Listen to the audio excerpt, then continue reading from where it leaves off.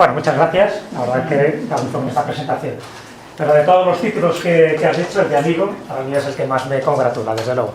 Me siento siempre como en casa, me siento muy a gusto, ya son muchas charlas las que he dado aquí. Y no sé, es como que esta vibración, y de vibraciones vamos a hablar hoy, pues es muy afín un poco a mis ideas, a lo que yo pienso y a todos los que estéis aquí, que me imagino que os unen las mismas inquietudes culturales.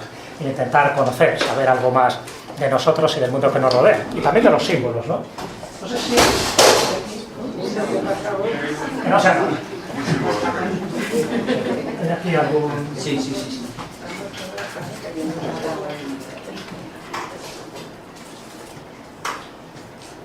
Fijaros, dos palitos.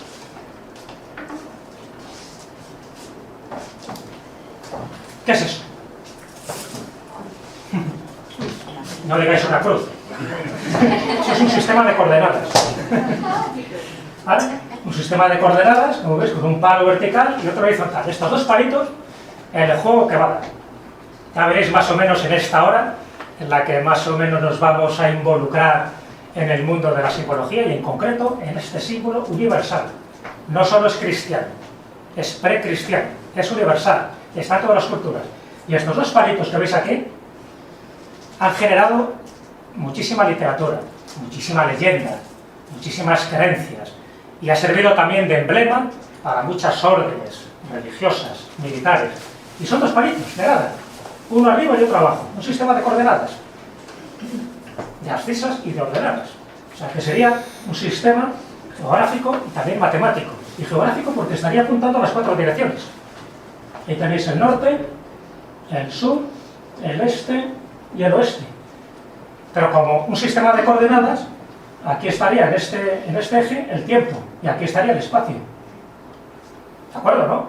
Y luego tú colocas un punto dentro de ese eje de coordenadas, un punto del espacio.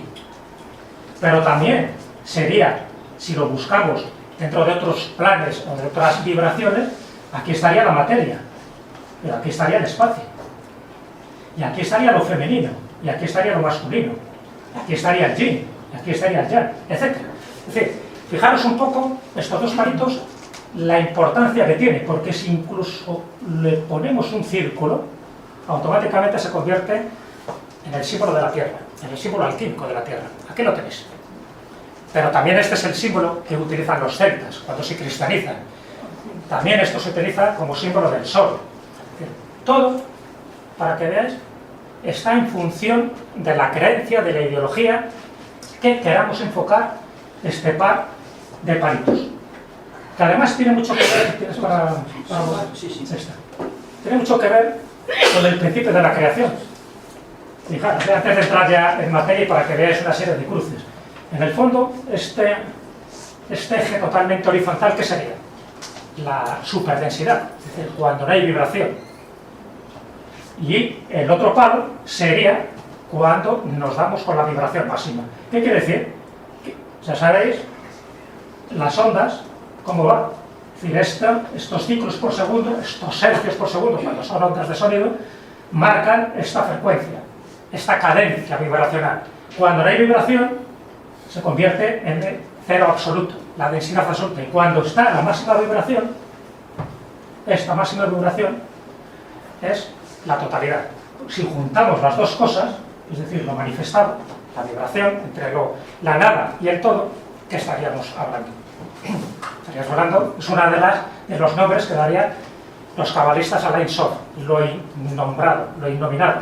Otros dirían que es el Tao, otros dirían que es Dios. Es decir, que en el fondo, cuando hablamos de la vibración más nula, lo que había antes del Big Bang, a la vibración más absoluta, lo que nos encontramos son con dos ejes que serían la cruz. O sea, fijaros en qué grado nos estamos moviendo. La gente piensa que la cruz es algo cristiano, es el instrumento de la crucifixión de Jesús. Pues son muchas más cosas. Y en este viaje es en el que quiero embarcaros. Un poco con ese prólogo, que en el fondo es una introducción, quiero embarcaros un poco en lo que es la simbología de la cruz. Ya sabéis que el símbolo, como palabra griega, que viene de símbolei, es aquello que nos une. Es decir, aquello que nos acerca con nuestra esencia más profunda, El símbolo es el lenguaje universal, es el que nos reconcilia con aquellos elementos que de forma empírica no tenemos unos datos específicos, pero al verlo, con independencia de la cultura y de la creencia que tengamos, nos está indicando un concepto, nos está indicando una verdad, mayor, menor, pero nos está dando un tipo de verdad. Y ese tipo de verdad que tiene que ver con el simbolismo, fijaros ahí todos los símbolos que tienen que ver con distintas religiones. Ahí tenéis desde, en fin, desde el crismón hasta el jainismo, tenéis por supuesto el budismo, el cristianismo, el islam. Hay que conocer los símbolos porque cada símbolo de alguna forma está unificando una ideología, una creencia, una doctrina. Entonces, saber de simbolismo es fundamental. Y dentro de los distintos símbolos, y algunos de ellos que identifican a religiones y otros a sectas, uno de ellos es el que prácticamente está en todas las salsas, está en todos los caldos, que es la cruz. Aquí tenéis los distintos símbolos, ¿ves? Por si no lo sabíais, pues eso, cómo se identifica, por ejemplo, al budismo, con la famosa rueda de la vida, o el sintoísmo, o la fe bajaí, es decir, el jainismo, que es una especie como de mano de Fátima, pero no tiene nada que ver con ella, el hinduismo, con la letra sagrada Om, el sijismo, que son tres armas juntas, pero también formando una especie de cruz, con el cristianismo, el judaísmo. Los símbolos, en el momento que tú lo ves, ya te está dando un tipo de información, y a veces es una información que llega al subconsciente, pero está llegando, de alguna forma te está dando un tipo de idea. Fijaros también los símbolos que se utilizan para denominar los distintos planetas. Fijaros la cantidad de cruces que hay. Veis como en Mercurio, como en Venus, la Tierra, lo que os decía antes, incluso Urano, Neptuno, todos ellos son elementos o variantes que tienen que ver con la cruz. Es fundamental porque como eje de coordenadas, si la cruz está representando un poco la Tierra o incluso el Sol en algunas creencias, todo lo demás está basado, si os dais cuenta, en la media luna, que sería la luna, por tanto el subconsciente, y la Tierra, que serían los cuatro elementos, porque es otra de las representaciones que tiene. Los cuatro elementos, que sería la Tierra, y a partir de ahí estaría el inconsciente o la consciencia. Y si llegamos a la máxima vibración, sería la consciencia absoluta.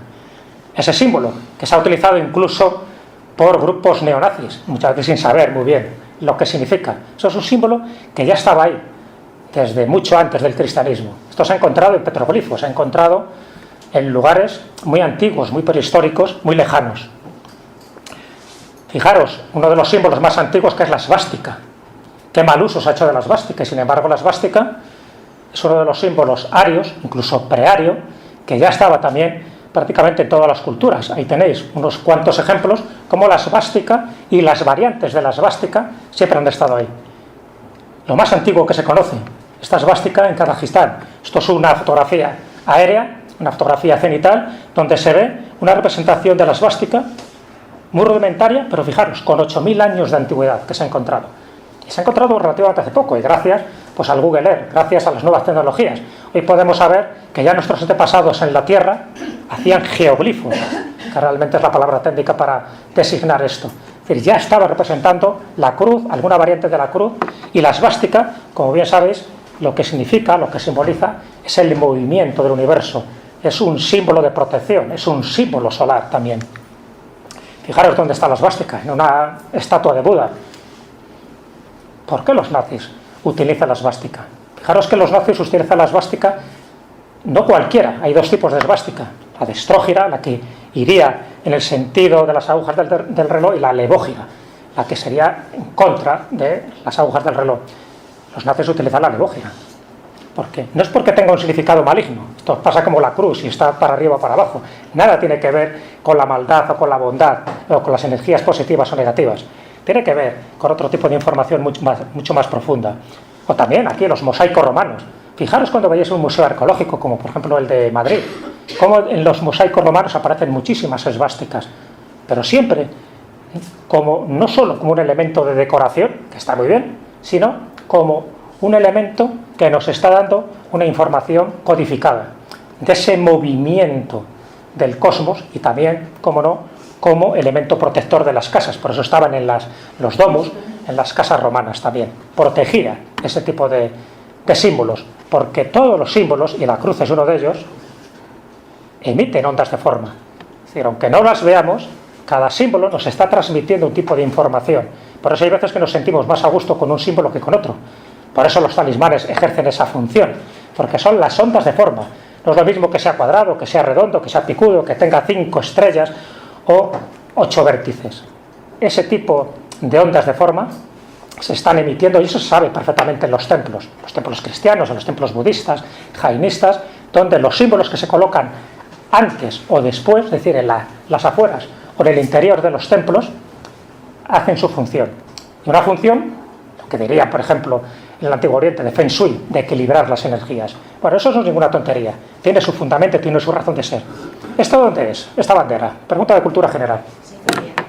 ¿Eh? Sicilia. Muy bien. ¿Y se llama?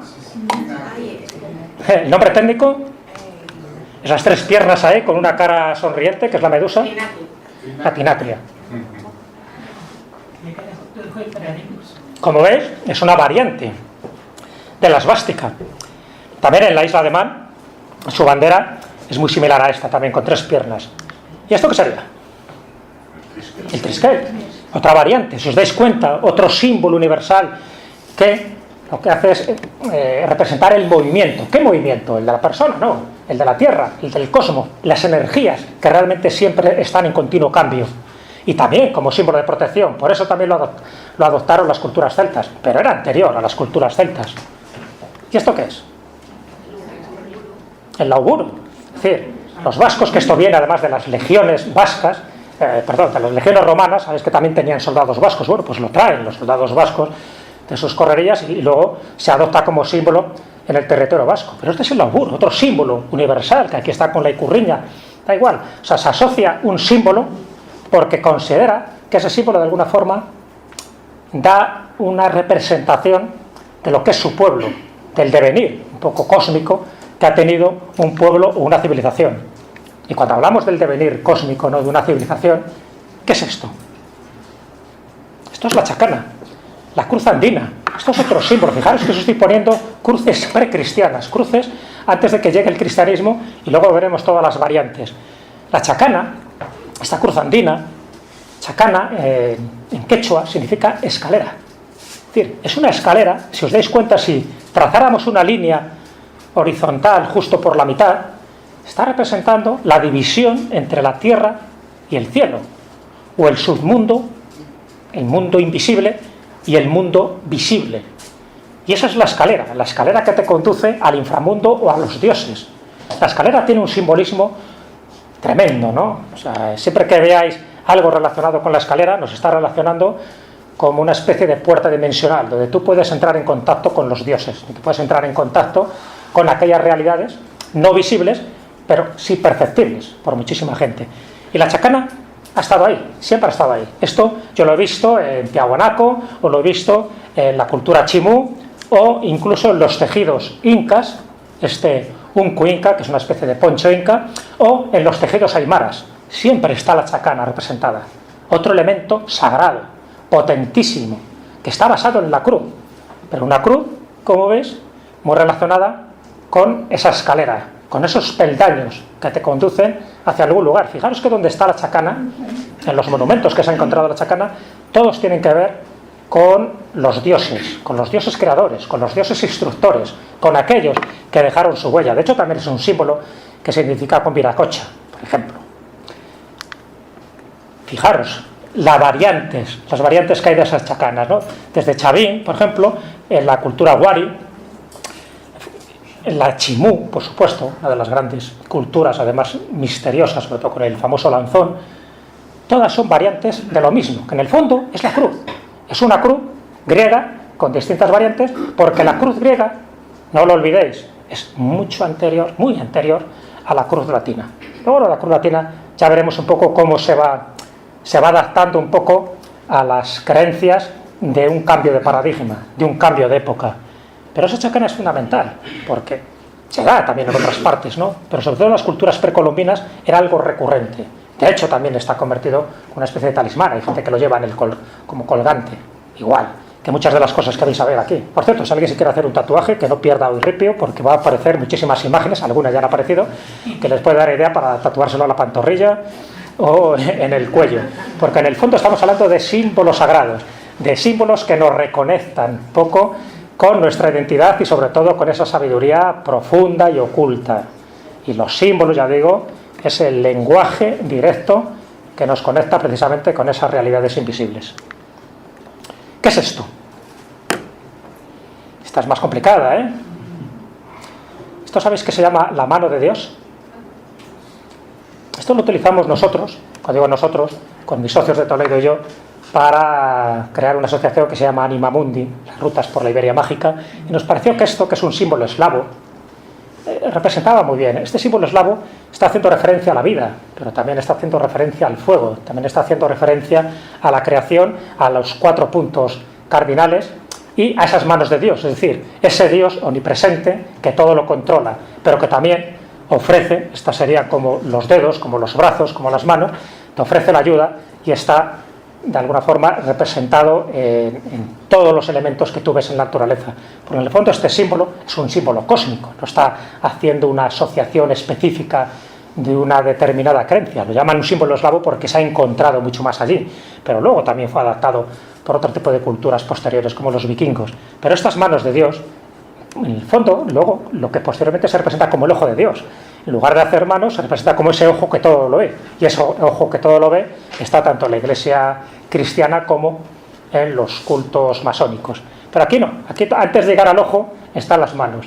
Me pareció muy representativo, muy potente, muy equilibrado, y que de alguna forma, dentro de la sencillez, nos está marcando también el poder energético que tienen este tipo de símbolos. Creo que Nacho Ares sabe lo que es esto. Y no solo Nacho, sino todos vosotros. La cruz ansada, la cruz egipcia, la cruz que está asociada a la vida. Eso es muy importante, porque es otro tipo de manifestación de esa cruz que con el tiempo, claro que esto es una cruz precristiana, no tiene nada que ver con el cristianismo, pero en el fondo con el tiempo lo que se hace es una variante, que es buscar la Tao. La Tao ya sabéis que sería solo con ese brazo vertical, horizontal, y luego esta especie de asa o de ansa, de ahí viene lo de cruz ansada, la cruz egipcia, es lo que de alguna forma representa el culmen de la evolución espiritual, tanto del ser humano a nivel individual como de la humanidad. Es un poco lo que en otro orden de cosas decía Teilhard de Chardin cuando hablaba del punto omega.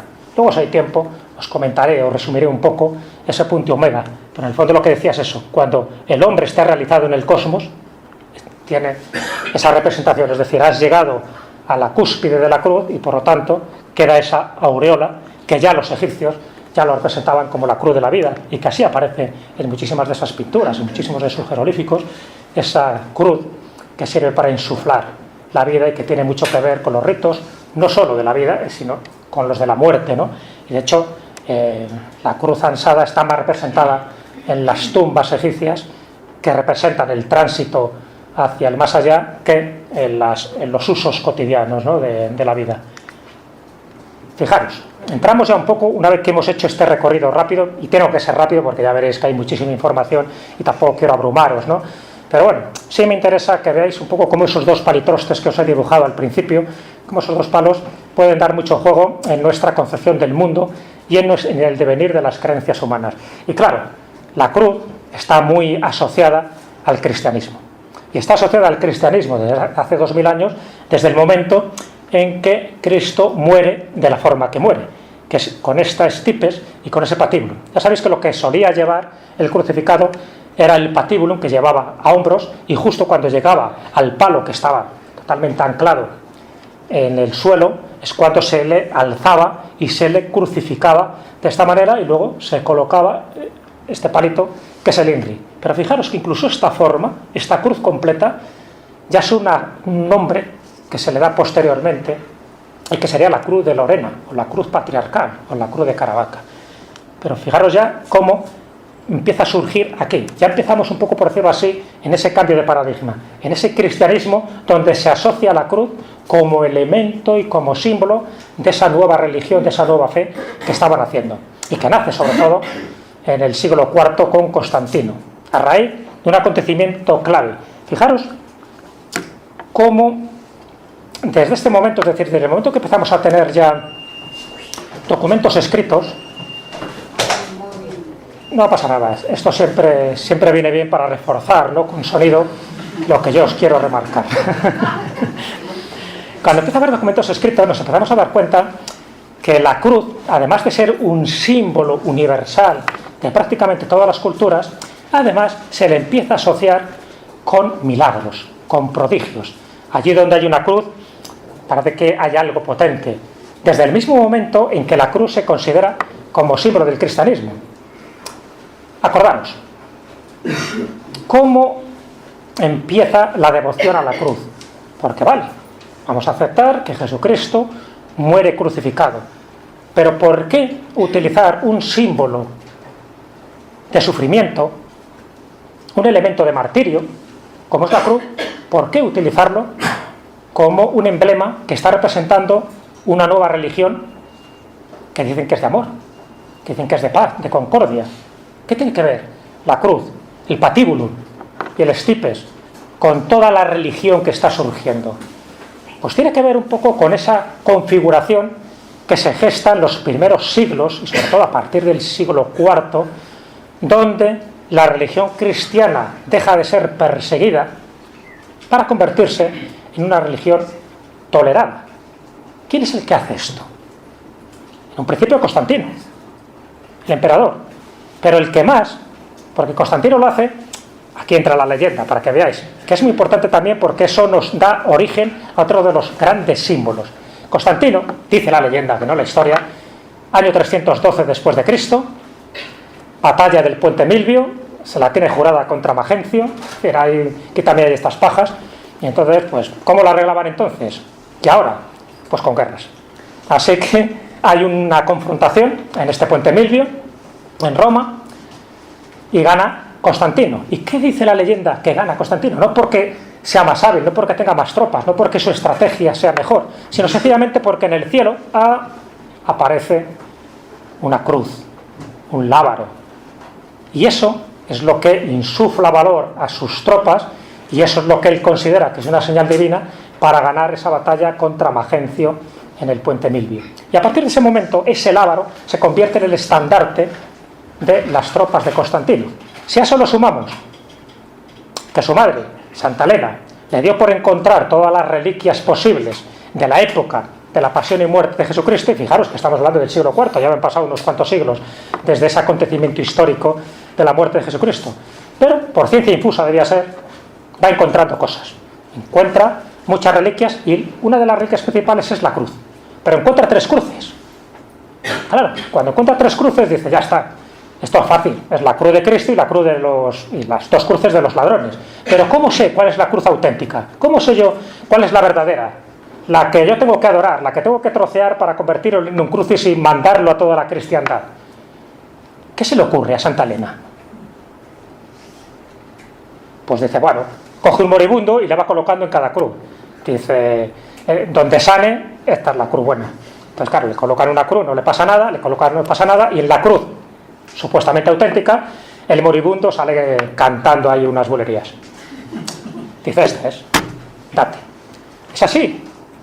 Lo cuento de forma un poco chistosa, pero esto es lo que nos dice la leyenda. Esa es la invención de la cruz, como así se llama. Y de hecho la invención de la cruz tenía una fiesta, que es el 3 de mayo.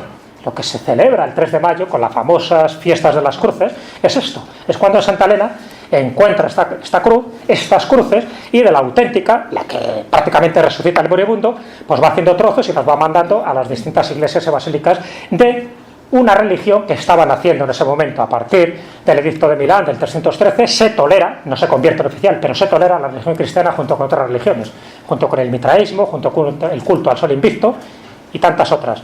Y luego con el tiempo, poco tiempo después, sobre todo con Teodosio, ya a finales del siglo IV, es cuando la convierte en oficial y la lió. Y la lió porque la religión oficial se convierte en despótica y todo lo que era pagano lo persigue, se destruye, se sataniza. Ese es el gran problema que tienen siempre las religiones oficiales.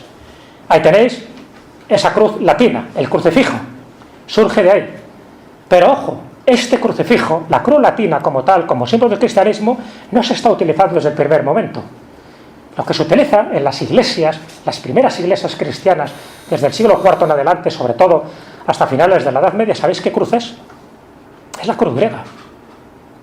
Esa es la que se está utilizando. De hecho, la iglesia ortodoxa, la cruz que ellos tienen es la cruz griega, con distintas variantes que iremos viendo. No la cruz latina, que se llama, no este crucifijo como tal. Pero bueno, el hecho es que poco a poco se va imponiendo, incluso en las naves de las iglesias, en los diseños de esas iglesias católicas, de esas basílicas, de esas catedrales, se utiliza la planta de cruz latina, también la de cruz griega, pero la que más vais a ver, por eso fijaros, ¿no? Cuando entréis prácticamente en cualquier catedral, veréis esta planta de cruz latina, ¿ves? Con el ábside, donde estaría el altar, por aquí se entra, por el oeste, y se va siempre hacia el este. Si no sabéis la orientación en ese momento preciso, fijaros en una iglesia, en una ermita. La orientación siempre es la misma, con lo cual estaríais orientados. Pero sobre todo, ¿por qué se adapta este criterio? Prácticamente hay 3 criterios a la hora de hacer iglesias o basílicas o catedrales cristianas, que es la planta basilical, que es la que utilizaban sobre todo los visigodos, la planta de cruz latina y la planta de cruz griega. Pero la de latina es la más habitual, para que veáis la importancia que empieza a tener ya esa cruz, esos pilares, incluso cruciformes, cómo la cruz se convierte ya en un emblema, en una enseña del cristianismo, considerado que eso es lo que les distingue de otro tipo de creencias. Y fijaros esto, porque esta es la representación más antigua de la que tenemos constancia, dice, de la crucifixión de Cristo. No sé si veis ahí, se llama el grafito de Alexámenos. Esto se puede ver en el Museo Palatino, en Roma, apareció en uno de los muros del Palacio Palatino, de ahí que tenga ese nombre, y Alexámenos es porque ese es el nombre que aparece aquí. Está en griego y ¿veis esta crucifixión? Aquí la veréis con más claridad. Fijaros, una crucifixión rara, porque aparece con cabeza de burro. Y lo que está indicando ahí es que Alexámenos, que es está orando a su Dios. Más o menos es la traducción. Esto es lo que comentan que sería la crucifixión más antigua, la crucifixión de Cristo, más antigua de la que se tiene constancia. Otros dicen que no, que sería precristiano, porque es muy raro que se representara a Jesucristo de esta manera, una especie como muy burlona. Entonces unos dicen que sería del siglo I, es decir, poco después de la crucifixión, y otros dicen que sería anterior, pero que se ha interpretado como la primera representación de esa crucifixión. No sé qué pensáis vosotros, pero fijaros también está. Un Orfeo crucificado, del 300 antes de Cristo, el 300 antes de nuestra era. Este Orfeo es curioso porque Orfeo tiene que ver con la mitología griega, no era un dios, realmente es un personaje mitológico, se enamora de Eurídice, Eurídice al final va al infierno, Orfeo con su lira tiene que rescatarla, en fin, hay toda una historia curiosa, y sin embargo Orfeo, sabiendo la historia mitológica, él no muere crucificado, para nada. Él muere, dicen, que apaleado y muerto por mujeres tracias que estaban perdidamente enamoradas de su belleza, y como no las hacía ni caso a ninguna, solo tenía ojos para Eurídice, pues al final muere. Pero sin embargo aquí se le representa crucificado, fijaros, con esas estrellas, con esa media luna coronando la cruz, como un símbolo pagano, donde ya se ve claramente que este tipo de ejemplos, si es auténtico, porque siempre se cuestiona, ¿no?, la antigüedad, algunos dicen que a lo mejor es una falsificación, pero si realmente es auténtico y el 300 antes de Cristo, qué curioso, ¿no? Como también esa crucifixión estaba representada dentro de esos dioses que se consideraban que eran dioses solares. Por eso su natividad, su nacimiento, tiene que ver con ese solsticio de invierno, con ese 24 de diciembre. No es casual que la fecha de Cristo la colocaran ahí, a sabiendas de que él no pudo haber nacido en diciembre. Según las escrituras tuvo que haber nacido marzo, abril, mayo, por las condiciones climatológicas que había en aquella época. En el momento que él nace, no pudo haber nacido en diciembre. ¿Por qué dicen que nace en diciembre? Porque todos los dioses solares nacen precisamente en ese solsticio de invierno. Pero bueno, no vamos a entrar tampoco en ese tipo de disquisiciones que serían muy interesantes. Aquí tenéis una representación de ese milagro que ocurre en el puente Milvio, que os hablaba de Constantino, cómo aparece esta cruz veis que es una cruz latina, normal y corriente, también esta representación pictográfica es muy posterior, pero realmente lo que dicen las crónicas, lo que dice la leyenda, lo que os aparece es esto. ¿Y esto qué es? Este es el emblema que luego utiliza Constantino, este es el lábaro, el famoso lábaro. Esto es un crismón. ¿Y qué es un crismón? Un monograma de Cristo. Ya sabéis que hay ahí dos letras, que es la G y la Rho, que es la P y la X, cuya asociación hace Cristo. Y que luego, este crismón, que es como lo más básico, ¿no?, que podemos ver dentro de la representación, sustituye el elemento simbólico que identificaba a los cristianos cuando todavía estaban en la clandestinidad, en las catacumbas, que es el pez. Y ese pez, que ya sabéis un poco, bueno, toda la historia que hay alrededor de por qué el pez y no otro elemento, otro animal que representara el cristianismo. Dicen que la época de Piscis, y que por lo tanto, pues, de alguna forma estaba en esa transición de cambio de era, y el pez, de alguna forma, es lo que estaba representando la nueva etapa, ¿no? La etapa del cristianismo, la etapa de Cristo, pero de Cristo resucitado, porque siempre se hablaba no del Cristo muerto, sino siempre de ese Cristo resucitado, glorioso y triunfante. Pero al final ven que el crismón es mucho más interesante. Y del lábaro básico que habéis visto antes, que es el que se convierte en emblema de las tropas de Constantino, pasamos al crismón. Y el crismón está prácticamente representado, no digo en todas, pero en casi todas las iglesias, muchos de ellos destruidos, otros han sido sustituidos por otro tipo de iconografía, pero ahí tenéis ese crismón con otros elementos que se añaden, que es el alfa y la omega, el principio y el fin de las cosas, que en el fondo es lo que está también representando Jesús. Y todo esto, en ese círculo, como veis, siempre el círculo, ¿os acordáis la primera representación que se hizo de la cruz enmarcada en un círculo? Siempre está representando también la Tierra, pero también está representando el cosmos. Es decir, en el fondo lo que nos está diciendo este crismón, que aunque no lo sepamos interpretar, este monograma de Cristo, este emblema de los primeros cristianos que luego se fue extendiendo y luego incluso se ponían letras, frases alegóricas alrededor, esto lo que te está diciendo que es el creador del cielo y de la tierra, lo que te está diciendo que él es el principio y es el final, lo que te está diciendo, en definitiva, incluso cuando se coloca la P, y aquí le faltaría una S que se coloca posteriormente, la S está representando a la serpiente, lo que te está diciendo es que él es el que triunfa sobre la vida, pero también sobre la muerte. Es decir, este tipo de simbología que ahora hemos perdido, por desgracia, eso lo comentaba hace poco Juan Eslava Galán. Juan Eslava Galán acaba de escribir un libro que se llama La Madre del Cordero, que está básicamente basado en los distintos elementos cristianos. Y él me comentaba, y así lo comentábamos también en el programa de la Escóbula de la Brújula, que le llevamos como invitado, él comentaba que qué pena, ¿no?, que ahora las nuevas generaciones, cuando entran en una iglesia, sea la que sea, en una catedral, en una basílica, en una ermita, no entienden prácticamente nada, porque desconocen prácticamente el simbolismo cristiano. Y con independencia de que tú seas creyente, ateo, agnóstico, da igual. Si tú desconoces el simbolismo cristiano, estás perdiendo una gran parte de la cultura occidental, porque la cultura occidental está basada, básicamente, en este concepto cristiano desde hace 2000 años para acá.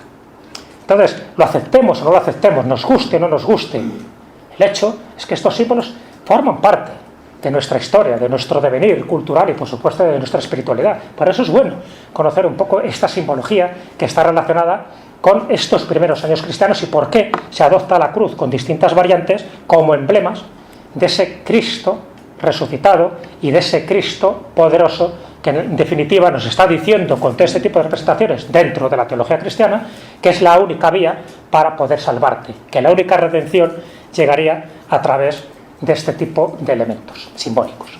¿Y esto qué sería? Fijaros, estamos hablando de esas primeras cruces que se están utilizando. Ya veis que no se está utilizando todavía la cruz latina, el crucifijo. Está la cruz visigoda. Estamos hablando de la época goda. Sabéis que los godos eran cristianos. Primero fueron arrianos y luego se convierten al catolicismo, pero eran cristianos. Y la cruz visigoda es esta. La cruz que se encuentra, por ejemplo, en el tesoro de Guarrazar o las distintas cruces votivas que se encuentran también en Torredonjimeno, en Jaén, con los distintos hallazgos de tesoros visigodos. Esta cruz luego es la que sirve posteriormente, aquí entra otra vez la leyenda, de nuevo entra el milagro, pero es la que influye, igual que influyó a Constantino en el siglo IV, influyó a otro personaje justo cuando llega la invasión musulmana en el 711 y pasa lo que pasa. ¿Qué ocurre? Que empieza la Reconquista. Y en la Reconquista, ¿quién es el protagonista de la primera batalla? Que se puede decir que es el pistoletazo de salida de esa Reconquista. Pelayo. ¿Y qué ocurre?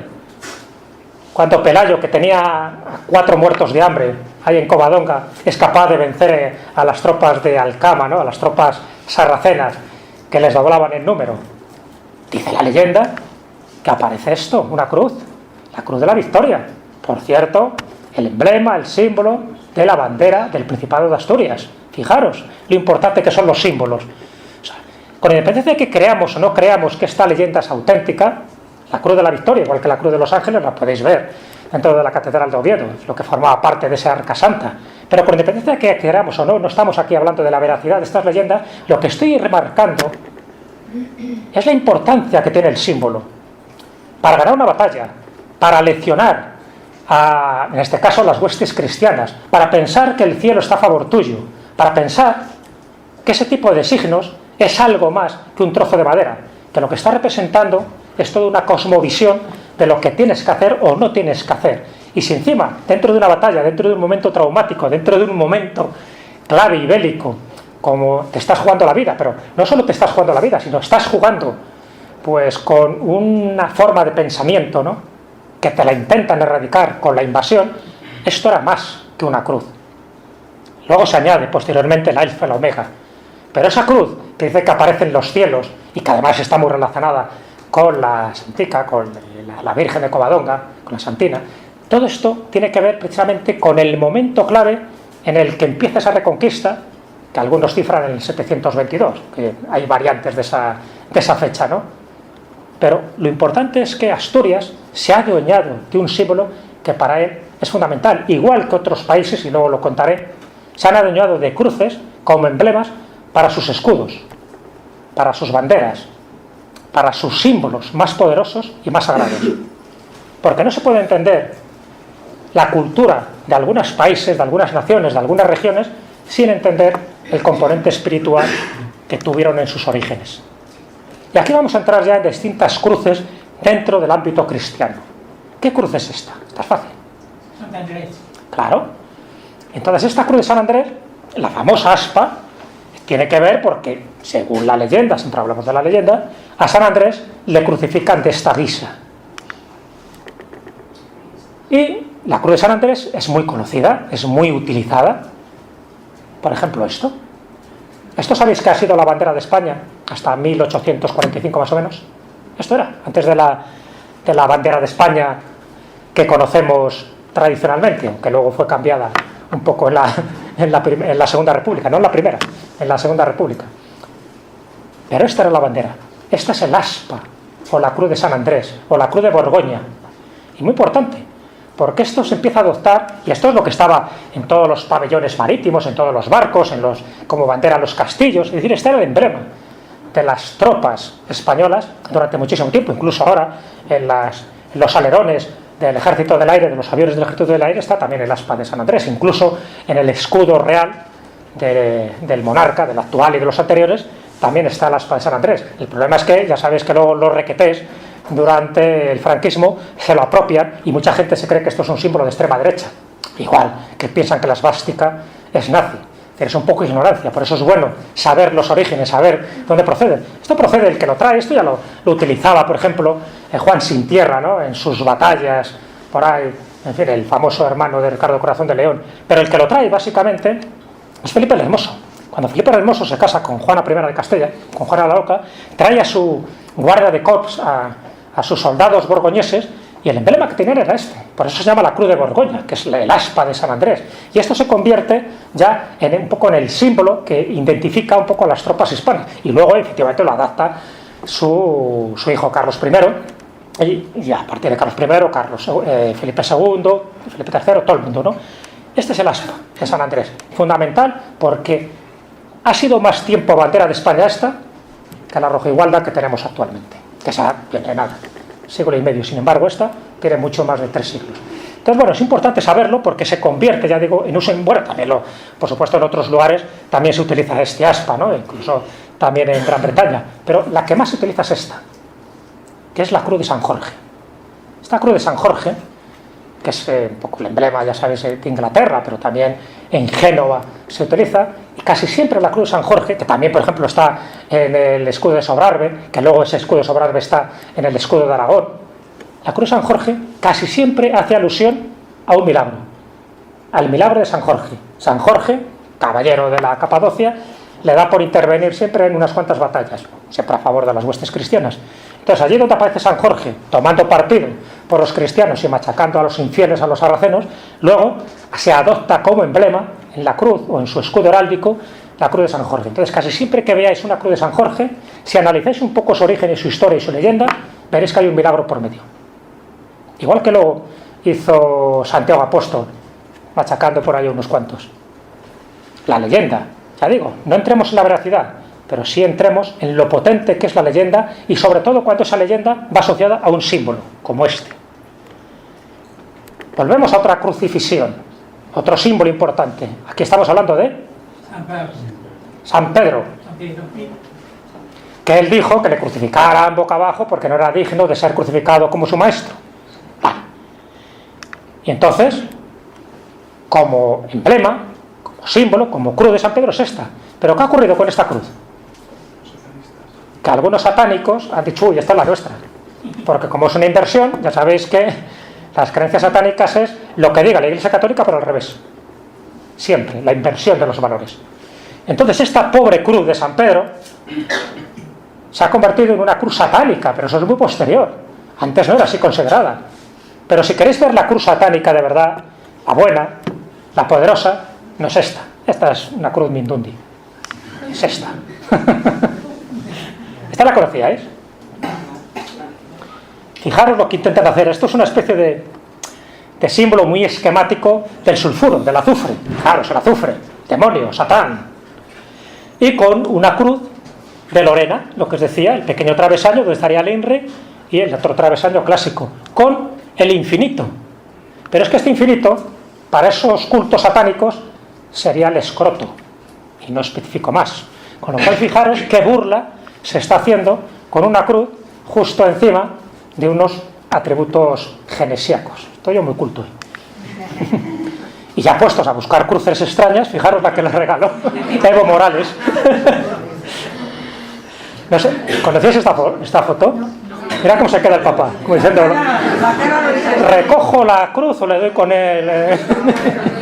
¿Qué hago? Fijaros qué sincretismo más curioso. El símbolo del comunismo con un Cristo ahí crucificado. Como diría Trillo, manda huevos. Bueno, el manda huevos sería aquí. Bueno, vamos a cruces. En este viaje infinito está dando mucho juego estos dos palitos, ¿no? De la cruz, como veis. Y eso que voy a 1000 por hora. ¿Qué cruz es esta? La cruz celta. Pero esta es la cruz celta cuando se cristianizan los celtas. Los celtas eran paganos, los celtas, los auténticos, los originarios no necesitaban cruces. Su templo era la naturaleza. Los dioses estaban en la naturaleza, dios Cernunnos, todos los demás estaban en la propia naturaleza. Ese era el templo auténtico, sagrado, poderoso. El templo que no le gustaba a Julio César y por eso quemaba los bosques de robles. Los pobres celtas no dejaron nada escrito, ni siquiera los druidas, y por eso lo que sabemos es gracias a sus enemigos.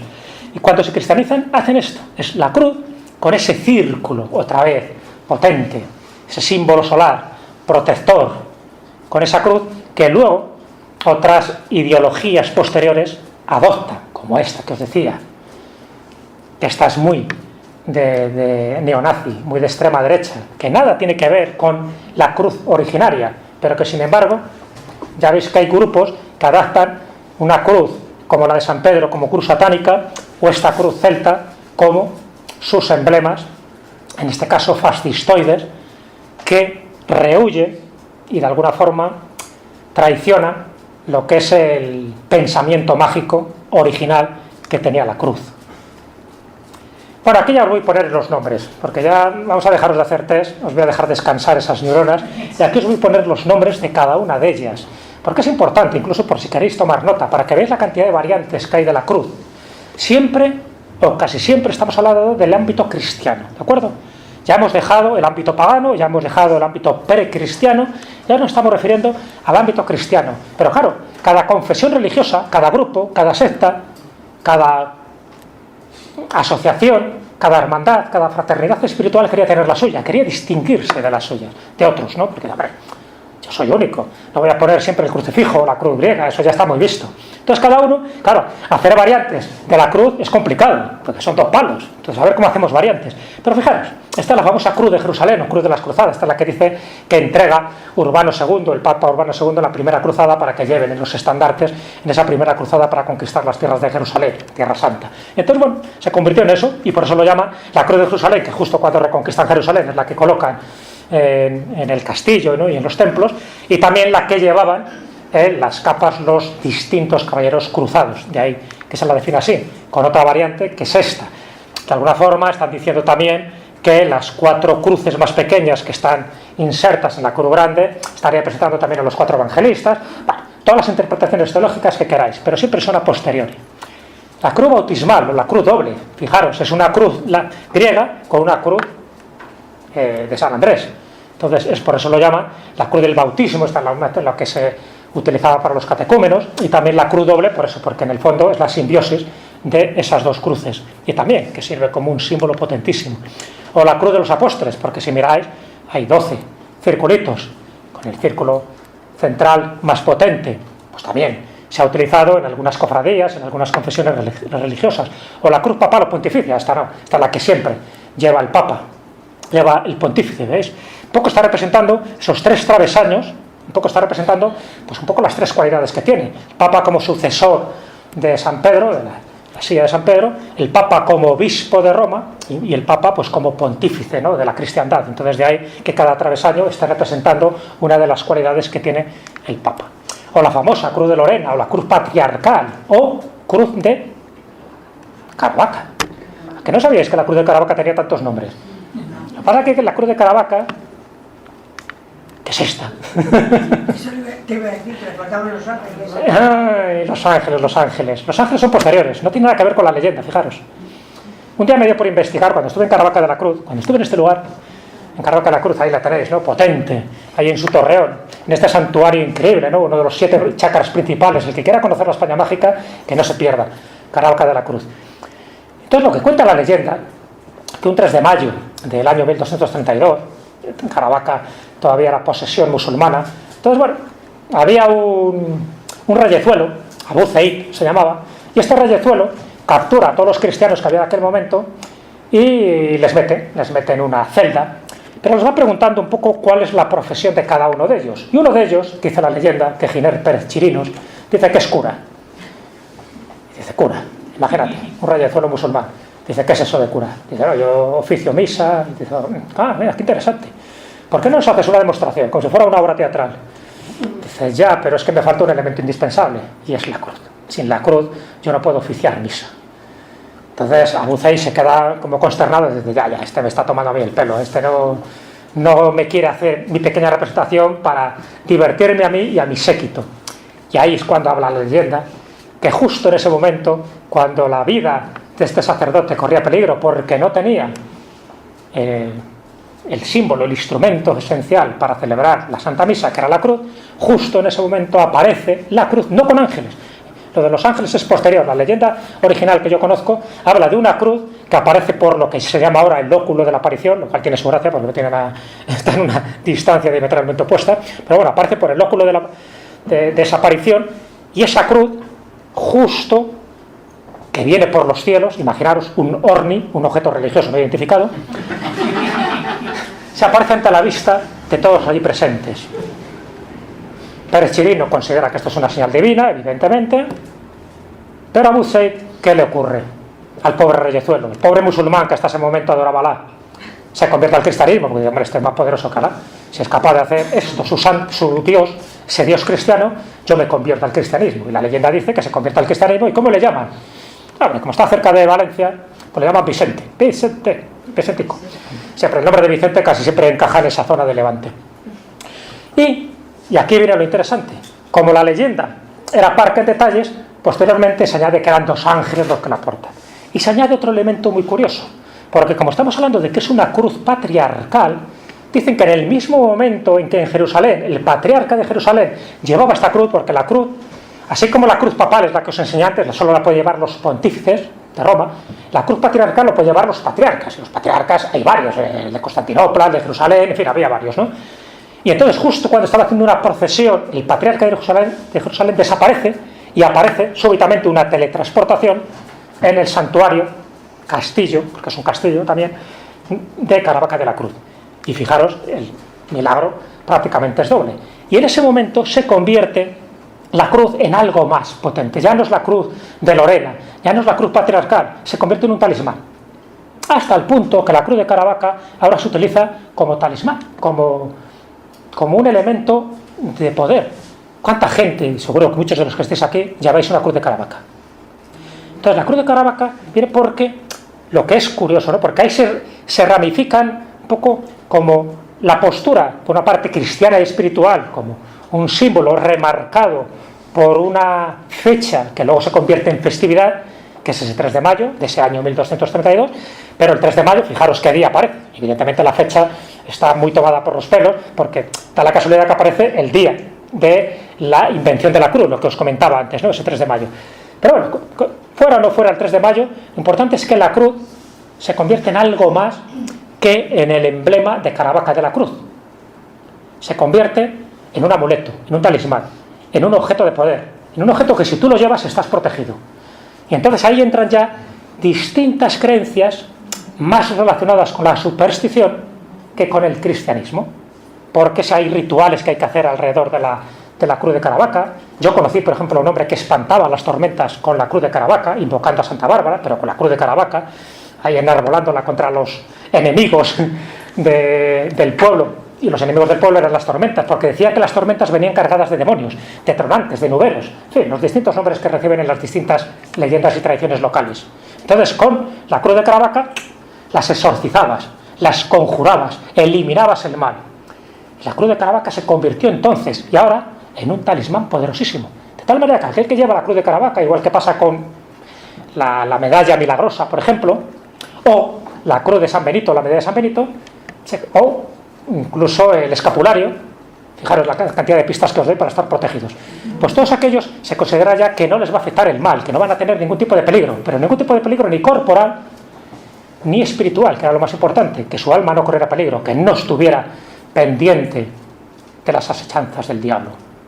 Por cierto, esta noche en la escóbula de la brújula vamos a hablar de diablos y demonios. Y esta, que se parece un poco a las que estamos diciendo, pero no lo es. Ahí la tenéis, la cruz ortodoxa, cruz rusa.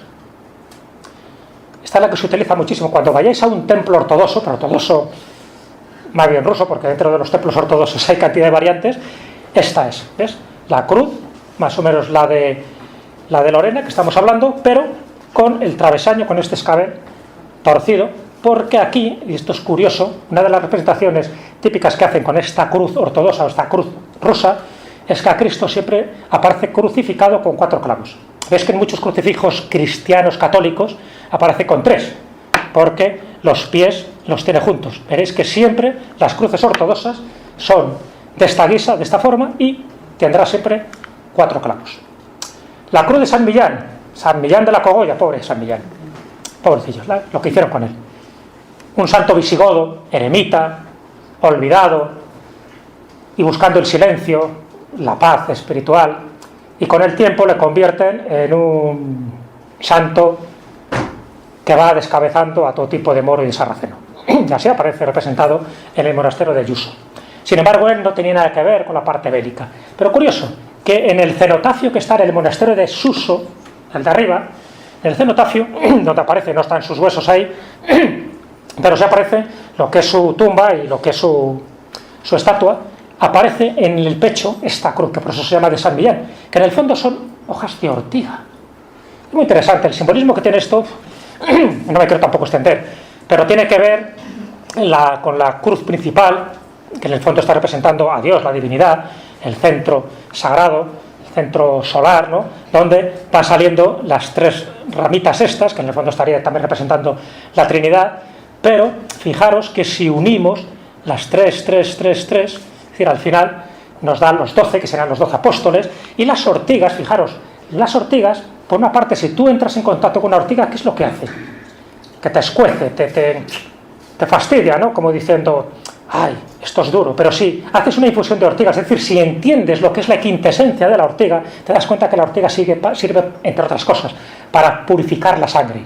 Que tengas problemas, que haga infusiones de ortiga, porque eso le va a ayudar. Entonces, ese es el simbolismo un poco, lo mismo que pasa con la rosa y con las espinas. Es decir, para llegar a la esencia, para llegar a la belleza, antes hay que pasar el camino, ese camino de iniciación, que es evitar las espinas. Pues de alguna forma con la ortiga está representando en esta flor de San Millán algo parecido. Una vez que tú has superado el dolor de la ortiga, lo que te queda es precisamente la purificación que te genera la ortiga. Y como la purificación está relacionada con la sangre y también con la sangre de Cristo, imaginaros la simbología que hay alrededor de todo esto. Bueno, la cruz de los arcángeles, la cruz del Calvario. Voy pasando un poco deprisa, pero importante, porque cuando veis estas cruces veréis que cada una tiene un significado. Esta casi siempre aparecía en las encrucijadas, en los calvarios, en las cruces estas de piedra, ¿no?, que están en las entradas o las salidas de muchos pueblos. Esta es lo que se llama la cruz del Calvario, que normalmente solían sustituir muchos monumentos paganos que había dedicados precisamente a los dioses relacionados con la protección de los cruces de camino, por ejemplo el dios Mercurio, el dios Hermes, etcétera, ¿no? Y estos serían los cruceros famosos que están en Galicia o que están en el norte de España, pues serían estas cruces del Calvario. La cruz de Armenia, en Armenia, ahí tenéis también todo el simbolismo un poco muy parecido a lo que decíamos de la cruz de San Millán. ¿Ves cómo termina cada una con 3 circulitos, que está representando también esa Santísima Trinidad y un poco todos sus dogmas teológicos? La cruz de Macedonia, dentro de ese estado. La cruz de Canterbury, que es la que se utiliza por la Iglesia anglicana, ¿no?, es la que tiene como emblema el arzobispo de Canterbury. La cruz de Santa Ninó. Hasta ahora estamos viendo siempre cruces de santos y de santas. Os he traído un par de ellas. La cruz de Santa Ninó, la de Georgia, no como estado americano, capital Atlanta, sino estoy hablando de un país de Europa del Este, uno de los que formaba parte de la antigua URSS. Es un país que está en las orillas del Mar Negro, y hubo una santa del siglo IV, que era esta Santa Ninó, o Santa Ninón, como también la llaman.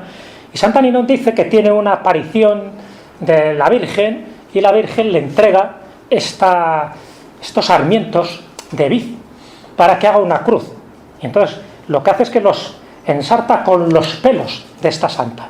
O sea, coge parte de mechones de cabello y entonces con esta especie de urdimbre, ¿no?, de vid que le da, supuestamente la aparición, crea la cruz de Santa Ninó, que es el emblema de Georgia.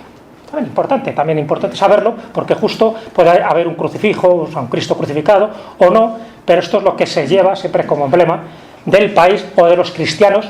Allí son cristianos ortodoxos, los cristianos ortodoxos siempre llevarán esta cruz de San Ninó. O la cruz de Santa Brígida. Yo esto lo tengo en la entrada de mi casa. Esto es un símbolo protector. No estamos hablando de Santa Brígida de Suecia, estamos hablando de Santa Brígida, la santa de Irlanda, ¿de acuerdo? Que también sus datos genealógicos y sus datos geográficos dejan mucho que desear, porque dice que se juntan 2 o 3 personas, pero bueno, da igual. El hecho es que Santa Brígida sería un poco posterior, así como Santa Ninó sería del siglo IV, esta sería del siglo VI, dice que fue bautizada por San Patricio, ni más ni menos.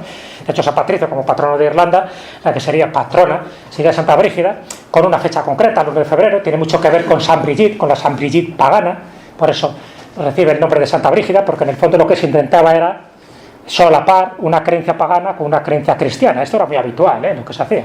Entonces, en el caso de Irlanda, aquí tenéis esta representación de esta cruz, que también lo consideran como un símbolo, como un talismán protector.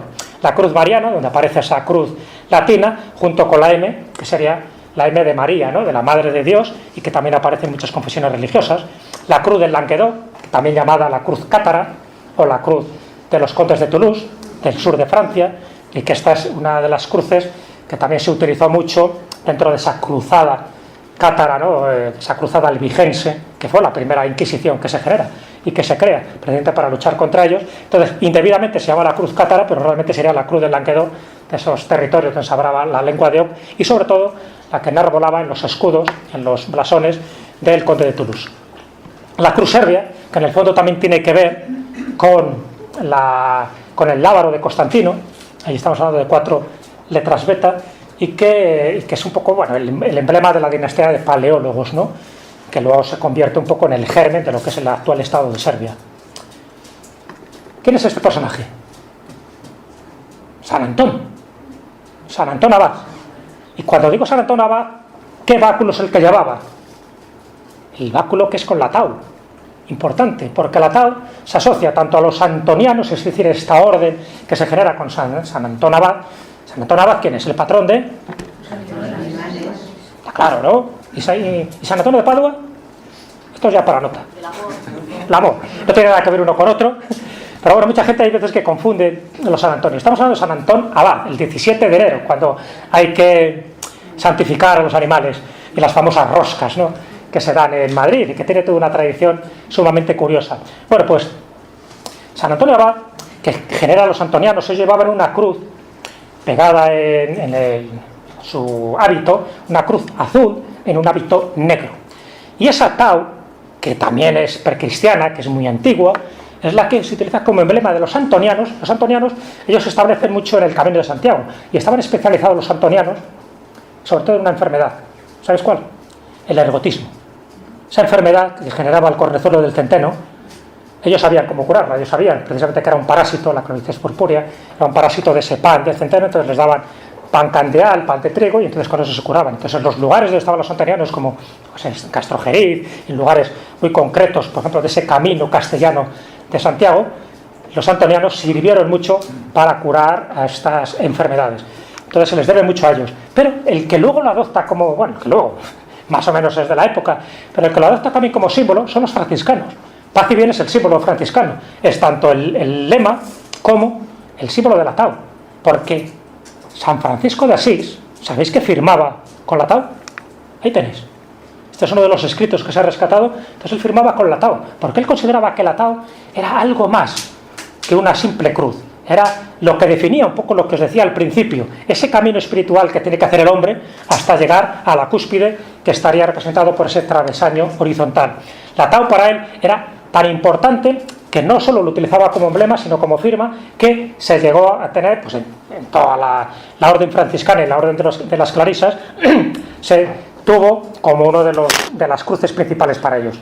Pero había otro crucifijo fundamental para San Francisco de Asís, que era este: la cruz de San Damián. Cuenta la leyenda, alrededor de 1205, que él estaba en la iglesia de San Damián en Asís, en Italia, y cuando estaba rezando a este Cristo de más de 2 metros de altura, el original, dice que le habla. Le estaba pasando por una crisis espiritual San Francisco de Asís, y este Cristo se llama de San Damián porque estaba en la iglesia de San Damián, no porque tuviera nada que ver con el santo. Y este le habla y le dice algo así como: ¿qué estás haciendo con tu vida? San Francisco no sabe qué responderle, pero él se da cuenta que está ante un milagro, y ese momento, esa especie de revelación, imaginaros, ¿no?, que un Cristo de madera te hable, le sirvió un poco para encauzar su camino, para saber lo que él quería hacer. Y justo en ese momento él utiliza como emblema también, no como el símbolo que sería la tau para el hábito de los franciscanos, sino como emblema dentro de todos los conventos, tanto de franciscanos como de clarisas, utiliza esta cruz de San Damián, porque además esta cruz de San Damián, si os dais cuenta, tiene también muchísimo simbolismo, en el sentido que veis que es un Cristo no agónico, no es un Cristo crucificado como tal, es un Cristo resucitado, es un Cristo que no mira al espectador como solía mirar antes, no es un Cristo que dé pena, es un Cristo que dentro de esa interpretación, vamos a llamarla eclesiástica, es un Cristo que triunfa, es un Cristo que ya está un poco, que ha trascendido un poco lo que es la materia y que ya está en esos cielos, ¿no?, en el séptimo cielo. Y las 33 figuras que aparecen en el Cristo, en el fondo lo que está representando es la comunión de los santos. Y lo que hace un poco todo este tipo de elementos, lo que está representando, todo tiene que ver con un porqué. Por cierto, una de las reproducciones de este Cristo también lo tenemos en la Cueva Museo de Toledo, en el Museo de la España Mágica. Y ahí damos un poco la explicación de todo este tipo de figuras que me parecen importantes. Porque cuando tú lo ves así parece que no tiene mayor trascendencia, pero fijaros también cómo también tiene esos 4 clavos, como también los 2 pies están clavados de forma independiente, y cómo ahí aparece su madre María, María Magdalena, es decir, cada personaje de los que salen ahí, hasta 33 distintos, incluidos los de arriba, todos tienen un porqué y todos tienen una razón de ser. Si encima es un crucifijo que le habla a San Francisco de Asís a principios del siglo XIII, miel sobre hojuelas. Una representación ya más esotérica, más mística, es la Rosacruz, efectivamente, con las distintas variantes. Sabéis que la Rosacruz como tal empieza a aparecer oficialmente cuando se publica la Fama Fraternitatis en el año 1614, y justo en ese momento no solo aparece la Rosacruz basada supuestamente en las ideas de un tal Christian Rosenkreuz del siglo XIV, sino las distintas manifestaciones que tienen los Rosacruces, y muchas de esas manifestaciones están asociadas también a sus cruces, y esas cruces, que casi siempre es una rosa que está en el medio. Esta, por ejemplo, tendría que ver con la Golden Dawn, con una de las sociedades secretas que funcionaron en el siglo XIX. La Rosa Cruz, para que veáis, también utiliza ese emblema para intentar remarcar y sintetizar un poco toda esa doctrina iniciática y esotérica que tuvieron los Rosacruces. O la Cruz de Mayo, lo que os decía, la cantidad de fiestas que se producen, sobre todo en Andalucía, la de Motril, por ejemplo, las de Córdoba, siempre ese 3 de mayo, como se engalana incluso también en Sudamérica, porque es una de las tradiciones que nosotros llegamos a importar, ¿no? Que no voy a entrar, pero para que veáis también cómo la cruz ha tenido importancia y sigue teniendo importancia en las festividades, en los momentos festivos, a la hora de celebrar este tipo de cosas. Por supuesto, en las órdenes monásticas. Las órdenes monásticas son claves también para entender su simbología. Y siempre la simbología de las órdenes monásticas era recoger una cruz con sus variantes. Ahí tenéis la cruz de Avís en Portugal, la de Montesa, la del Temple, evidentemente, como no, de Santiago. Fijaros en los colores, porque lo importante de las órdenes monásticas, de las órdenes que eran militares y religiosas a la vez, no solo es la forma. Las cruces eran muy similares para todas las órdenes. Lo que cambiaba era el color. Y la orden de Cristo. La orden de Cristo, que es la orden de Portugal, sabéis que esta orden de Cristo se crea, hay dos órdenes principales que se crean cuando la orden del Temple desaparece. ¿Sabéis? La orden del Temple desaparece oficialmente en el 1307, en el 1314 queman a Jacques de Molay y a los grandes maestres templarios, y oficialmente desaparece. Pero claro, la orden desaparece como institución. ¿Pero qué pasa con los caballeros templarios que había ahí? Todos no eran culpables, todos no había que ejecutarles, en fin, toda la historia, ¿no?, que genera Clemente V, el papa que había entonces, que se sabe, ¿no?, que no tenía nada que ver con lo espiritual y tenía que ver más con lo económico. Bueno, pues había que hacer algo con ellos, y se crean dos órdenes principales. Una en Portugal, que es la orden de Cristo, y que luego además Enrique el Navegante posteriormente la utiliza como emblema en las conquistas y en los descubrimientos náuticos portugueses, y ahí entran muchos de los caballeros templarios. Y la otra orden que se crea después de 1314 es la de Montesa, ¿no?, en la zona de Valencia, en toda la zona de Levante. Pero hay unas cuantas órdenes, que es militares, sobre todo 4 órdenes principales, antes de hablar de los templarios y de los hospitalarios, que adoptan cruces. Estas cruces con la flor de lis y, en este caso, del color rojo, que es la orden de Calatrava. Esto tiene que ver además con una picia que hizo precisamente los templarios. No quisieron defender el castillo de Calatrava, lo que actualmente es Ciudad Real, entonces se lo dan a San Raimundo de Fitero, y Fitero dice: yo déjame con mis monjes y guerreros, yo defiendo esta plaza de los sarracenos. Efectivamente, la defendió, se convierte a partir de ese momento, estamos hablando del siglo XII, en una orden de caballería, pero una orden religiosa, y este es el emblema que adoptan, igual que la de Alcántara, que esta sería en el Reino de León, que es lo mismo pero de color verde, para distinguirse un poco lo de la roja. ¿Veis un poco la diferencia? Por eso es tan importante los colores. O lo que ocurre con la orden de Montesa, esta orden que os digo que se crea precisamente para acoger a unos cuantos templarios y sobre todo para apoyarse con los conocimientos que atesoraban todos estos caballeros templarios. La orden de Montesa, la orden de Santiago, fundamental, porque la orden de Santiago, además de ser una de esas órdenes importantísimas, de las 4 órdenes que os he dicho, ¿no?, la del Alcántara, la de Calatrava, la de Montesa y la de Santiago, fueron las 4 órdenes principales que hubo en la Edad Media, tanto en el Reino de Castilla como en el Reino de León. Entonces la de Santiago encima tenía también todas unas propiedades casi milagrosas, porque se asociaba a Santiago Apóstol. Santiago Apóstol, desde que empezó a matar o a descabezar a moros, desde la batalla de Clavijo en adelante, todas las leyendas se podéis imaginar que eran falsas, pero daba igual, porque sirvió para realzar que esa orden era importante. Estas 4 órdenes como tal desaparecen, y lo que sí hacen ahora las 4 órdenes se han convertido en órdenes nobiliarias, en órdenes honoríficas, y como tal existen. O sea, ya no son órdenes de caballería ni órdenes religiosas, sino se han convertido, y así está establecida, como órdenes, ya digo, de honor y de realengo. Hasta el punto que, por ejemplo, en la Edad Moderna, en la época ya del Renacimiento, pues en el siglo de oro, sabes que tener esta cruz, como por ejemplo le pasaba a Velázquez, le pasaba a Quevedo, te daba carisma, ¿no? Era importante tener la cruz de Santiago, pertenecer a la Orden de Santiago, te daba atributos y te daba privilegios. Aquí tenéis una representación pictórica de cómo llevaban estas cruces, ¿ves? Los caballeros, cómo los llevaban en sus capas, en sus pechos, para que fueran reconocibles. Aquí tenéis dos caballeros, el templario hospitalario, que posiblemente son las más conocidas, ¿no? Que hubo en aquel momento y que más literatura esotérica e histórica ha generado. Esta sería la de... Esta es fácil, con rapidez, no me digáis que es la templaria. La de Malta. La de Malta. ¿Por qué la de Malta? Porque la templaria es igual, la misma forma, una de las templarias, pero esta es blanca. Si fuera al revés, es decir, si fuera roja con el fondo blanco, sí podría ser templaria, pero si es blanca, ya es una cruz hospitalaria, es una cruz de Malta. Bueno, sabes que los pobrecillos estuvieron en distintos lugares, ¿no? Desde que les echan de San Juan de Acre, en fin, se tiene que ir a Chipre, se tiene que ir a Rodas, y al final, en el año 1530, reculan en Malta gracias al emperador Carlos V. Y este es el emblema que ellos utilizaban. Y esta es más complicada. Esta es la de los lazaristas, la orden de San Lázaro, la orden que estaba sobre todo especializada en curar las enfermedades de la piel, las enfermedades de los leprosos, y por eso los lazaristas, es de color verde. O la orden teutónica, con las distintas variantes, que era negra. Ves que también tienen distintas formas, puede ser cruz latina, puede ser una cruz paté, puede ser una cruz de las 8 beatitudes, como también tienen los templarios y como también tienen los hospitalarios, pero lo que importa es el color. Si es negro, es cruz teutona o teutónica.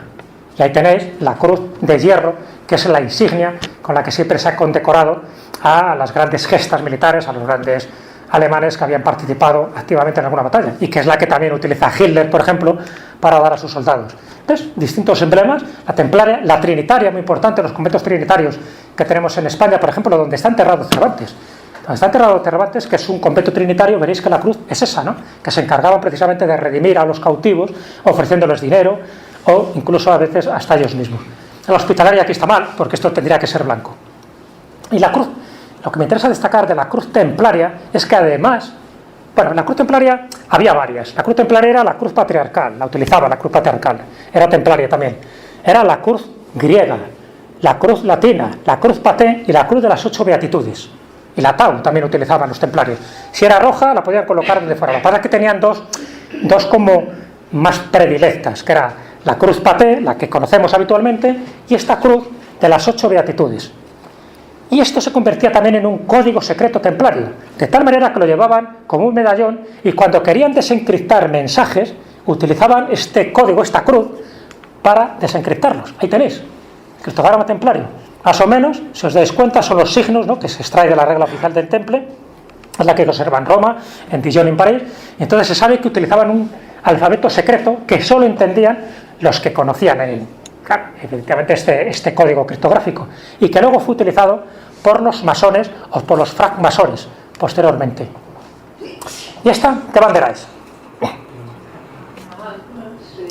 Dinamarca, Dannebrog se llama técnicamente, la Dannebrog, la bandera de Dinamarca. Esta es la bandera más antigua del mundo, ¿sabíais? Siglo XIII, principios del siglo XIII.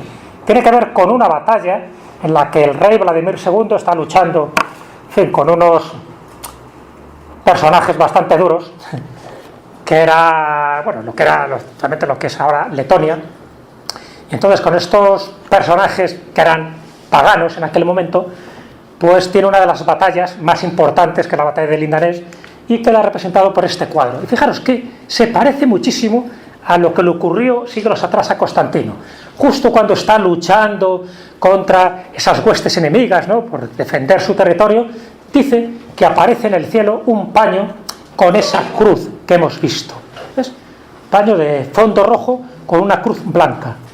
Y justo eso es lo que les insufla valor y lo que permite que ellos ganen la batalla, hasta el punto que luego se convierte, como no, en emblema. El rey considera que se tiene que institucionalizar esto porque es un signo divino, y su emblema, que luego se convierte en bandera, tiene que ser esa, que es actualmente la bandera de Dinamarca, la cruz de Dinamarca. Pero fijaros lo importante que fue, la huella que dejó en el inconsciente colectivo de todos estos países nórdicos, que esa bandera no solo la ha utilizado Dinamarca, Han utilizado todos estos. Dinamarca, por supuesto, que es la primera, pero está Noruega, está Suecia, está... Bueno, pues estas son regiones también, ¿no? Distintas.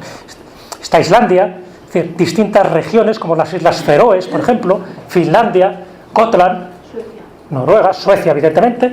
¿Veis que todas las banderas son similares? Todas están basadas en este esquema tan esencial y que tiene que ver con un acontecimiento milagroso, con una bandera, con un paño que desciende del cielo en el momento más crudo de la batalla que mantenía este Vladimir II contra esos letones. Bueno, pues curioso, cómo de una leyenda luego se ha convertido en un arquetipo, en un símbolo que todos los países nórdicos atesoran y que tienen. Y ya un poco por ir terminando, porque como ves es infinito, quiero daros otra variante de este tema del simbolismo de la cruz. Y esa variante ya tiene que ver un poco con cruces que, lejos de ser historias pasadas, de emblemas, de órdenes de caballería, de distintas hermandades cristianas, también dicen que se pueden ver en el cielo a día de hoy, o como ocurre con esta iglesia, con esta cruz de Villaviciosa de Odón en 1851. Esto aparece en las crónicas, dicen que es la cruz que se ve en este año y además por bastantes testigos, porque hay un acta notarial, ¿no? Entonces lo que comentan es curioso porque era un día de plenilunio. Desde mi punto de vista, hay gente que esto lo interpreta como un fenómeno ufológico. No tiene nada que ver con lo ufológico, la verdad que llamó la atención hasta el punto de que fue descrita así en una crónica y en uno de los grabados. Y el acta notarial especifica todos los testigos que tuvieron la ocasión de verlo. Pero esto para mí es un fenómeno óptico, es un fenómeno raro, ocasional, que se dio precisamente cuando había un plenilunio. Esta cruz está durante una hora, desde las 9 a las 10 de la noche, pero era el segundo día del plenilunio, es decir, de la luna llena. Y justo se apareció una especie de halo lunar que se da con unas condiciones climatológicas atmosféricas muy concretas y se interpretó como algo divino. Bueno, hasta ahí, de acuerdo. No tiene nada que ver con lo ufológico, pero imaginaros esto que se viera siglos anteriores, cómo se puede haber interpretado como una señal divina, y más si encima aparece en una batalla o aparece en un momento de crisis de una determinada zona o pueblo. En este caso apareció en Villaviciosa de Odón, no pasó más, no tiene más trascendencia que la curiosidad de que ocurriera en este año, en 1851, pero fijaros, os voy a mostrar fotos de extrañas luces en forma de cruz que se han visto en los cielos de distintas partes del mundo. Por ejemplo, aquí, en Donetsk, Ucrania, 2015, que lógicamente lo asocian a ovnis. Muchas de estas son filmaciones, es una fotografía pero tomada de filmaciones. O en la Patagonia, Argentina, fijaros qué cruz más curiosa. Y que se interpreta, ya digo, como fenómenos ovnis, ufológicos. Otros evidentemente lo interpretan como pareidolias o como condiciones climatológicas o atmosféricas que había en aquel momento. Fijaros, esto es de Florida, el 2005. Esto es una filmación. O esta de Rusia, en el 2011. Curioso, que se sigan apareciendo este tipo de luces, que en el fondo dicen, ¿qué pasa? Es todo mentira, en fin, ya sabemos ahora con internet la cantidad de cosas que se pueden falsificar. O, como dice la teoría conspiracionista, o tiene que ver con este proyecto, el de Blue Beam, Rayo Azul, proyecto Rayo Azul. Una historia muy curiosa esta, ¿no? Solo lo dejo aquí un poco apuntado. Dicen que es una teoría conspiracionista, en fin, la han divulgado unos cuantos autores norteamericanos. Dice que esto estaría implicado la NASA, pero también el Club Bilderberg, en fin, estaría implicado el gobierno de Estados Unidos, siempre están los mismos. Y dice que sería crear hologramas en el cielo con representaciones cristianas o con símbolos tan poderosos como es la cruz, para hacer un cambio de conciencia, para de alguna forma canalizar las creencias del pueblo hacia donde tú quieres. Entonces te puedes crear apariciones totalmente programadas con estos haces holográficos, con la tecnología que disponemos actualmente, para generar, y esa es la teoría conspiracionista, un nuevo orden mundial. Bueno, ya digo, sin entrar en eso, interesante que cada cierto tiempo se sigan apareciendo estas luces en los cielos, que unos se identifican con la conspiración, otros se identifican como señales divinas, es decir, como apariciones de Cristo o de la Virgen en forma de estas cruces, y otros identifican sencillamente como una conspiración o como un fenómeno ovni. Y ya, un poco terminando, pues ya digo, porque el tema da mucho de sí, esos dos palitrostes, que hemos visto al principio, dentro del mundo esotérico, dentro del mundo místico, la cruz siempre se representa también como ese diagrama, como ese sistema de coordenadas para representar como distintos valores que tienen que ver con la evolución del ser humano. ¿Veis aquí esto? El que le guste un poco el mundo de la magia, el mundo del esoterismo, y como axioma trascendente de la evolución del ser humano, dice que tiene que saber, tiene que callar, tiene que osar y tiene que querer. Son como las 4 fases las que tienes que pasar si quieres llegar al conocimiento. Pero curioso que casi siempre se represente como un diagrama en forma de cruz. Y esto tiene distintas combinaciones, que puede ser saber callar, saber osar, querer callar, saber osar, es decir, todas las combinaciones posibles, que en el fondo lo que te está diciendo es una especie también como de esquema criptográfico involucrado directamente con el conocimiento y con el saber humano. Un poco lo que decía, por ejemplo, Carlos Castaneda en las enseñanzas de Don Juan, que los enemigos del ser humano para llegar al conocimiento, primero sería el miedo, luego sería la claridad, el otro sería el poder y por último sería la vejez. Siempre hay como 4 pilares que son los que tienes que pasar o tienes que vencer para llegar precisamente a ese conocimiento, a esa iluminación. Fijaros esto, que os he puesto también como otro ejemplo más, ¿no?, de Miguel Ruiz, ¿no?, que son los 4 acuerdos. No sé si conocéis este libro, está basado un poco en esa filosofía tolteca, en esa filosofía precolombina, esa filosofía que en el fondo te está diciendo esas 4 normas, ¿veis?, en forma de cruz, en forma de cuadrante, que uno tiene que seguir si quiere ser un poco más feliz. Y una vez más, y no por casualidad, se utiliza el símbolo de la cruz. Aquí los tenéis.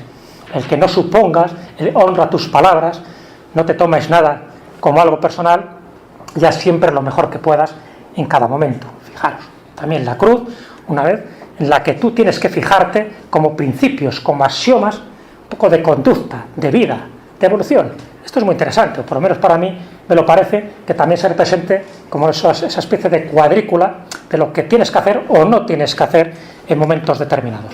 En fin, habéis visto que esto es una cruz de charla, espero que no os haya aburrido demasiado, pero sí me ha parecido importante destacar en esta hora y pico de travesía que, como conclusión, que la cruz, como veis, es mucho más importante de lo que algunos cristianos consideran o de lo que algunos paganos también consideran, que la cruz siempre ha estado ahí, que la cruz es un símbolo universal, que la cruz nos está transmitiendo una información de primero, de segundo, de tercero y de cuarto orden, depende de nuestro grado evolutivo, que la cruz es un símbolo potentísimo, que la cruz ha servido con distintas variantes de protección y que todos llevamos nuestra cruz, claro que la llevamos. Y nuestra cruz pueden ser muchas cosas, puede ser nuestro trabajo, el paro, el jefe, la hipoteca, la familia, pero si todos llevamos nuestra cruz de forma resignada, por lo menos no llevemos cruces ajenas. Que toda esta información que os he transmitido sirva precisamente para tener un conocimiento más pleno de nosotros mismos y de cómo, a través de algo que nos une, que es el símbolo, muchas creencias, muchas ideologías, muchos pueblos, culturas, religiones, adoptan emblemas para transmitir de un solo vistazo, de un fogonazo, de un emblema, de un símbolo, un tipo de información. Si cada vez, y espero que a lo largo de esta hora y pico, somos más conscientes, tenemos un grado más de conocimiento, si somos un poco más dados a valorar lo positivo que tenemos y no lo negativo de nuestra vida, evidentemente esa cruz que todos llevamos, eso es indiscutible, la cruz no tiene por qué ser pesada. La cruz siempre son los apegos, no lo olvidéis. Esos 4 acuerdos que os he puesto ahí, lo he puesto por una razón. Ya sé que mucha gente lo habrá pasado por encima, pero en el fondo lo que nos está indicando la cruz, con todo el simbolismo que tiene, es eso, que nuestra vida, dentro de nuestro camino evolutivo, estamos marcados por esa cruz, que vamos subiendo, vamos evolucionando, hasta llegar a esa cúspide que estaría marcada por ese ankh, por esa cruz de la vida, por ese momento de realización. Y la única forma de conseguir ese momento de plenitud, de realización y de conocimiento es superar esas otras cruces que nos ponen en los caminos, que nos ponen esos apegos o esos deseos mal controlados.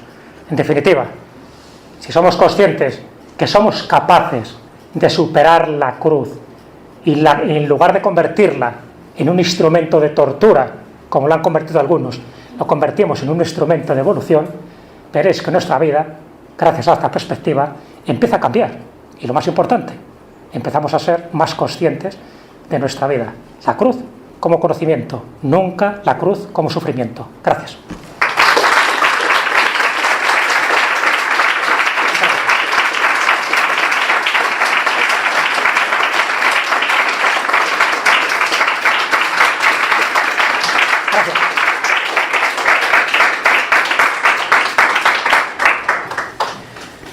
¿Cómo vamos de tiempo?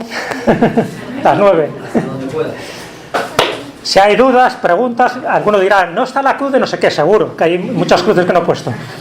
Pero ahí he puesto al final para que veáis la cantidad de cruces. Yo solo un comentario. Deme. En uno de los libros mediúmicos del chico Xavier, completamente fiable en todo su contenido, y mucho más viniendo de él, no sé si es en Señal de Victoria o en Ave Cristo, en portugués. Sí. Viene que el famoso signo que se apareció a Teodosio, que dicen que se apareció a... Perdón. No, a Constantino. Teodosio es el que luego oficializa la religión. Constantino. Que fue cierto y que estaban en las cárceles de Roma ya desesperados los pobres cristianos, siglo tras siglo, padeciendo, sangrando, y que les vino como una inspiración diciendo, no os preocupéis, esto se acaba. Que fue como una última llamada que se hizo de los planos superiores a todos los mártires para que brindasen toda su energía para convencer al gobernante de turno. Sí. Y hicieron entre todos como una estela en los cielos poniéndolo Inox Signus Inox Signum. Este signo vencerá. Exacto. Fueron ellos quienes protagonizaron esa gesta, que salió así. Ya te digo, no entro en la credibilidad o no de las leyendas porque cada una nos remitiría a algo distinto, porque se sabe que hay cosas que sí debieron ocurrir y que luego fueron, vamos a llamarlo así, tergiversado, adulterado, añadido, y otras se sabe perfectamente que son invenciones posteriores para remarcar la sacralidad de un lugar. Yo estoy convencido, pero eso ya es una cuestión mía personal, de que muchas de estas cosas llamadas milagros y de muchas de estas señales que aparecieron en los cielos, y estoy hablando de épocas muy concretas, o sea, por ejemplo, en la obra de Julio Obsequens, por ejemplo, que está llena de, es un libro de prodigios, pues está lleno de esos mensajes o de esas señales que veían en los cielos y que luego interpretaban los auríspices o los augures. También lo recogen, pues incluso Julio César, ¿no?, también en su obra. Entonces, algo se veía en el cielo que no era interpretado como un fenómeno atmosférico astronómico, está claro, hasta ahí llegaban ellos. Había gente que sabía perfectamente los meteoros, ¿no?, que se podían ver en determinadas circunstancias. No, lo veían como señales de los dioses. Y en algunos casos estoy convencido que sí que hubo algo real, que luego dio paso a que se generara un culto y que se quedara marcado ese lugar o ese acontecimiento a través de una fiesta, a través de una ceremonia, de un ritual o de un escudo heráldico. Fijaros, esto lo utilizamos mucho, por lo menos hay un capítulo que mencionamos varios ejemplos en el libro de la España extraña, en este libro que escribí con Javier Sierra. Entonces en ese libro hay un capítulo que dedicamos a los escudos heráldicos, a los blasones, para que nos fijemos un poco. Cuando hay una cruz, cuando hay una estrella, algo que nos llama la atención, si analizamos un poco su origen, su leyenda, veremos que casi siempre tiene que ver con algún acontecimiento de este tipo. Imaginaros, por ejemplo, el escudo de Estella, Navarra. Estella significa estrella. O sea, el nombre, la toponimia de Estella ya viene por el nombre de estrella, de algo que se vio durante la época de la Reconquista. Y les dejó tan marcados aquella luz que lo asociaron a la Virgen, que sería, creo que es Nuestra Señora del Puello, la patrona, lo asocian a la Virgen, porque lógicamente cuando ocurre algo extraño, algo que se sale de lo normal, tú no tienes que atribuir a alguien. Entonces, o lo atribuyes a las fuerzas celestes o a las fuerzas infernales. Entonces, en este caso, si es algo que te ha favorecido, se atribuye a las fuerzas celestes. Entonces, no me extrañaría que lo mismo que pasó en Estella, lo mismo que pasó en Olmedo, lo mismo que pasó, por ejemplo, con esta anécdota que os conté del castillo de Sobrarbe, donde aparece una cruz llameante encima de una carrasca y que luego se convierte en el símbolo o en el emblema de Sobrarbe y luego por extensión en el escudo de Aragón. No me extrañaría que ocurriera algo extraño luego lo asocian a Santiago, lo asocian a San Jorge, lo asocian a una virgen determinada. Y cuando ocurre esto en el año 312, la famosa batalla de Puente Milvio, ¿por qué no pudo haber ocurrido algo? ¿Por qué no? Y ese algo, fijaros lo que genera, no un giro radical, porque la religión católica no se convierte en oficial, a diferencia de lo que muchos han dicho, porque Constantino no reniega de los cultos paganos en aquel momento. Él sigue adorando al Sol Invictus, que para él era su favorito. Pero sí ocurre algo importante. Cuando ese lábaro, cuando ese crismón aparece con el y no signo vices, con este signo vencerás, él lo identifica como, porque por entonces las tensiones cristianas eran muy potentes en aquel momento, es decir, era como un grupo emergente que cada vez estaba tomando más consideración. Acordaros, habéis visto la película de Hipatia, pues como en Alejandría había esas dos fuerzas, ¿no?, entre el paganismo y la religión, y cómo la tensión se mascaba. Entonces, algo pudo haber ocurrido. ¿Por qué no? Porque en otros casos posteriores también ha ocurrido. Imaginaros como en esta batalla de Lindanés en Dinamarca, que se marcara, para que no se olvidara para las generaciones posteriores, se marcara con un símbolo, con una señal que quedara como elemento representativo de esa cultura, de esa religión o de ese momento. Pues yo lo que quiero remarcar es que vía mediúnica, por mecanismos que para el común de los mortales no son conocidos, se pueden leer hechos históricos absolutamente reales y comunicar. Pues fenomenal, porque sería como una información paralela que de alguna forma corroboraría o no lo que la tradición y la leyenda dicen. O sea, que perfecto, pero te digo, pero bueno, que sería un poco para analizar caso por caso. Yo sé de casos que para mí son sumamente extraños y sé de otros casos que sé que están inventados, pero están inventados porque interesaba inventar por entonces aquello. Pero está bien que las lecturas mediúnicas de alguna forma corroboren este tipo de cosas. Ojalá, ¿no?, los historiadores y los científicos lo tomaran en consideración, porque entonces muchos enigmas históricos quedarían desvelados. Yo creo que ya empiezan, en el Brasil. Ojalá. ¿Más preguntas? Uy, se acerca aquí el jefe. Es que llevas... Sí, llevo demasiado. Más de hora y media y tu mujer nos va a dar una paliza cuando salgamos. No creo. Bueno, está acostumbrado ya. Jesús, muchísimas gracias, como siempre. Nos ha encantado. Sabes que el venir aquí quiere decir que hay que repetir. Sí, repetiré. Bueno, y lo que sí quiero comentaros es que el próximo viernes pues estará aquí Rodrigo González con su charla Las leyes del universo se han creado para cumplirlas.